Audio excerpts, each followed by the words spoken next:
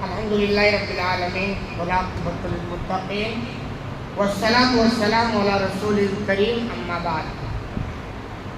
اس سے پہلے والے درس میں حدیث نمبر 3207 کے تعلق سے کچھ باتیں ہوئی تھی، جس میں نبی کریم صلی اللہ علیہ وسلم کا وہ سفر جو جبریل کے ساتھ آسمانوں کو ہوا ہے اس کا تذکرہ ہے، جس کو واقعہ معراج کے نام سے جانا جاتا ہے۔ چنانچہ آپ صلی اللہ علیہ وسلم کا سفر جبریل کے ساتھ شروع ہوا اور پہلے آسمان تک پہنچے اور آدم علیہ السلام سے آپ کی ملاقات ہوئی، لیکن اس میں ایک چیز مس ہو گئی تھی، اس کو میں بتانا چاہتا ہوں کہ آپ کے سامنے جو تشت لایا گیا جس میں حکمت اور ایمان سے بھرا ہوا تھا، پھر آپ صلی اللہ علیہ وسلم کا سینہ چیرا گیا، چاک کیا گیا پیٹ تک، پھر آگے زمزم سے اس کو دھلا گیا، پھر اس میں ایمان و حکمت کو بھر دیا گیا، پھر اس کے بعد آپ کا سفر شروع ہوا۔ چنانچہ پہلے آسمان پر پہنچے، آدم علیہ السلام سے ملاقات ہوئی اور آپ نے سلام کی، انہوں نے خوش آمدید کی، کہہ رہے فاتحہ السماء الثانیہ۔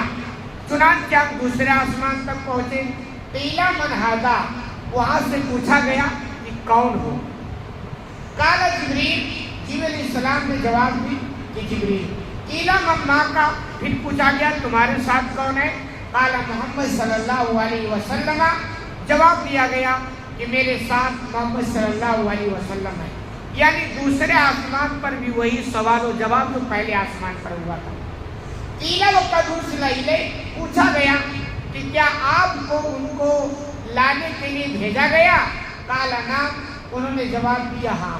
قیل مرحبا بہ ونعم المجیء جاء، چنانچہ کہا گیا خوش آمدید، آپ کے لیے آنا اچھا ہو، بہت ہی اچھی کشادہ جگہ آپ آئے، آپ کا آنا مبارک۔ فاتح علیہ سویا، آپ صلی اللہ علیہ وسلم بیان کرتے ہیں کہ میں عیسیٰ اور یحییٰ کے پاس گیا، فقال مرحبا بک من اخی و نبی، چنانچہ ان دونوں نے مجھے خوش آمدید کہی اور کہا میرے بھائی اور اچھے نبی، یعنی اس طرح دوسرے آسمان تک ہم پہنچے اور ہماری اس سے ملاقات ہوئی۔ فاتحہ السماء الثالثہ، چنانچہ ہم تیسرے آسمان تک پہنچے، قیل من ھذا، وہاں سے بھی سوال ہوا کون؟ قیل جبریل، جواب دیا گیا جبریل۔ قیل من معک، پوچھا گیا تمہارے ساتھ کون؟ قال محمد صلی اللہ علیہ وسلم، جواب دیا کہ محمد صلی اللہ علیہ وسلم ہے۔ قیل وقد ارسل الیہ، چنانچہ سوال کیا گیا کہ کیا آپ کو ان کو لانے کے لیے بھیجا گیا؟ قال نعم، جبریل علیہ السلام نے جواب دیا ہاں۔ قیل مرحبا بہ، چنانچہ خوش آمدید کہا گیا ان کو، ونعم المجیء جاء، اور کہا گیا بہت ہی اچھی کشادہ جگہ آپ آئے، خوش آمدید ہو۔ یہ آسمان کا سفر ہے۔ عقلی طور پر اگر کوئی دماغ لگائے گا تو اس کا انکار کر سکتا ہے، لیکن ایسی بات نہیں۔ آج کی ایڈوانس جو دنیا ہوئی کہ بھائی دنیا اتنی ایڈوانس ہو گئی، ترقی کے دور ہے، انسان مطلب فضا میں اڑنے لگا، اور آج تک انسان آسمان تک نہیں پہنچ پایا۔ آج سے 1400 سال پہلے وہ بندہ آسمان تک کیسے چلا گیا؟ سمجھنے کی بات ہے۔ آسمان کا بنانے والا وہ دنیا والوں کو آسمان تک پہنچنے نہیں دے رہا ہے۔ بھائی وہ مختار ہے تو دنیا والے نہیں پہنچ پاتے، جہاں تک اللہ پہنچنے دے رہا دنیا والے وہاں تک پہنچ جاتے، اور جہاں تک اب بس اس کے آگے نہیں جانا ہے تو نہیں جا پا رہے۔ اس میں کیا سمجھ دقت کی بات ہے؟ اور رہی بات کہ اس دور میں بھی لوگ مانتے تھے کہ جبریل علیہ السلام ایک فرشتہ ہے جو آسمان سے زمین تک آتے ہیں۔ اچھا، وہ لوگ مانتے تھے کہ آسمان سے زمین تک آتے ہیں، تو اگر اسی جبریل نے ایک نبی کو لے کر آسمان تک چلے گئے تو کیا دقت کی بات ہوگی؟ لہذا بہت ساری وہ چیزیں ہیں جو آپ اپنے عقل سے سمجھنا چاہیں گے تو سمجھ نہیں سکتے، لیکن اس کا یہ مطلب نہیں ہے کہ یہ ساری چیزیں عقل کے خلاف ہیں۔ عقل کے خلاف نہیں ہے، ہماری عقل کی رسائی وہاں تک نہیں ہو پاری، بس اتنی سی بات ہے۔ تو اسی طرح آپ صلی اللہ علیہ وسلم کا سفر ہوا ہے۔ کہہ رہے فاتح تو یوسف وسلم علیہ، چنانچہ میں یوسف علیہ السلام کے پاس گیا اور اسے سلام کیا، وقال مرحبا بک من اخی و نبی، چنانچہ انہوں نے بھی خوش آمدید کہی اور کہا میرے بھائی اور اچھے نبی۔ فاتح السماء الرابعہ، آپ صلی اللہ علیہ وسلم بیان کرتے ہیں ہم چوتھے آسمان پر گئے، قیل من ھذا، وہاں بھی وہی سوال ہوا کون؟ قیل جبریل، کہا گیا جبریل، قیل من معک، پوچھا کہ تمہارے ساتھ کون؟ قیل محمد صلی اللہ علیہ وسلم، جواب ملا کہ محمد صلی اللہ علیہ وسلم ہے۔ قیل وقد ارسل الیک، پھر وہی سوال ہوا کہ کیا آپ کو ان کو لانے کے لیے بھیجا گیا؟ قال نعم، جواب دیا ہاں۔ قیل مرحبا بی ولنعم المجیء جاء، خوش آمدید انہوں نے کہی اور کہا آپ کا آنا بہت ہی خوشحال جگہ اچھا ہے۔ فاتح تو ادریس، چنانچہ میں ادریس کے پاس آیا، اللہ کے رسول بیان کرتے ہیں، وسلمت علیہ، اور میں نے ان سے سلام کی، فقال مرحبا بک من اخی النبی، چنانچہ انہوں نے کہا خوش آمدید میرے بھائی اچھے نبی۔ فاتح السماء الخامسہ، آپ بیان کرتے ہیں پانچویں آسمان تک پہنچے، قیل من ھذا، پھر وہی سوال کون ہو؟ قیل جبریل، جواب دیا کہ جبریل۔ قیل من معک، پھر پوچھا گیا تمہارے ساتھ کون؟ قیل محمد صلی اللہ علیہ وسلم، جواب دیا کہ محمد صلی اللہ علیہ وسلم ہے۔ قیل وقد ارسل الیک، پھر سوال ہوا کہ کیا آپ کو ان کو لانے کے لیے بھیجا گیا؟ قال نعم، آپ جبریل نے جواب دیا ہاں۔ قیل مرحبا بی ولنعم المجیء جاء، کہا گیا خوش آمدید، آپ کا آنا بہت اچھی خوشحالہ جگہ ہے، آپ کا آنا مبارک ہو۔ فاتح علی ہارون، چنانچہ آپ بیان کرتے ہیں ہارون علیہ السلام کے بعد پہنچے، وسلمت علیہ، ان سے سلام کی، فقال مرحبا بک من اخی و نبی، چنانچہ انہوں نے کہا خوش آمدید میرے بھائی اور اچھے نبی۔ فاتح علی السماء السادسہ، آپ بیان کرتے ہم ساتویں آسمان پہ گئے، قیل من ھذا، سوال ہوا وہی کہ کون ہو؟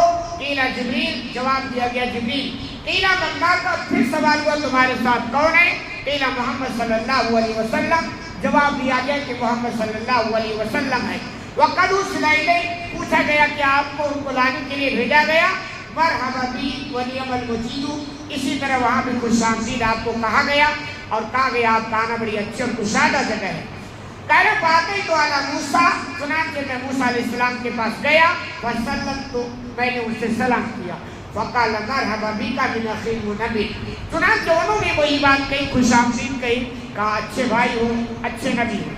کہہ رہے فلما جاوزت بکا، آپ صلی اللہ علیہ وسلم بیان کرتے ہیں کہ جب میں موسیٰ علیہ السلام سے آگے بڑھا، یعنی ان کو چھوڑ کر آگے جانے لگا، تو موسیٰ علیہ السلام رونے لگے۔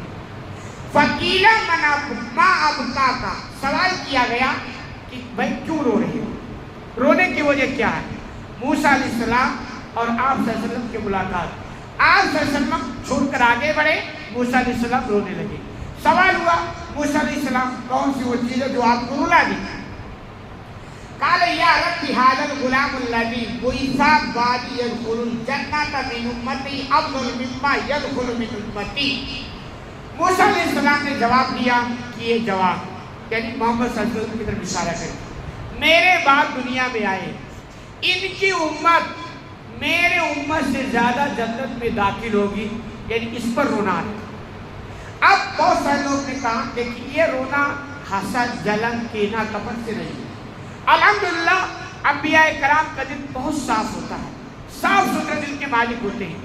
بعض لوگوں نے کہا کہ صاحب یہ خوشی کا آنسو تھا، بعض کو سمجھ میں آتی ہے دراصل وہ یہ ہے کہ یہ نیچر ہے کہ ہر آدمی کو اپنے قریبیوں سے زیادہ لگاؤ ہوتا ہے۔ آپ کا لگاؤ اپنے گھر والوں سے جو ہوگا اس طرح کا لگاؤ محلے والے سے نہیں ہوگا۔ آپ کا لگاؤ اپنے محلے والوں سے جس طرح ہوگا وہ لگاؤ آپ کا دوسرے محلے والوں سے نہیں ہوگا۔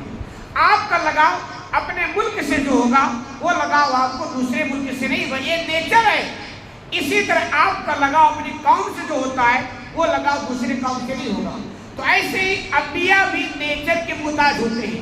انبیاء کو بھی جو لگاؤ اپنی امت سے ہوتی ہے، اپنے سماج سے ہوتی ہے، اپنے امتیوں سے ہوتی ہے، اس کے مقابل میں دوسرے امتی دور ہو جاتے ہیں۔ تو یہ اللہ کے رسول صلی اللہ علیہ وسلم کو اپنی امت سے بہت زیادہ محبت، موسیٰ علیہ السلام کو اپنی امت سے بہت زیادہ محبت، یہ فکر کہ آپ صلی اللہ علیہ وسلم اپنی امت کے لیے ایسا محنت کی جو بھی فضیلت مرتبہ امت زیادہ جنت میں جائے گی اور میری امت اتنی نہیں جا سکے گی، اس پر ان کو رونا آیا، جو ایک نیچر کا حصہ ہے اور ایسا ممکن ہو جاتا ہے حالات کی وجہ سے۔ حدیث لمبی ہے، باقی بات انشاءاللہ اگلے درس میں۔ اللہ رب العالمین سے دعا ہے کہ العالمین کو میں کہنے سے زیادہ عمل کرنے کی توفیق عطا فرمائے۔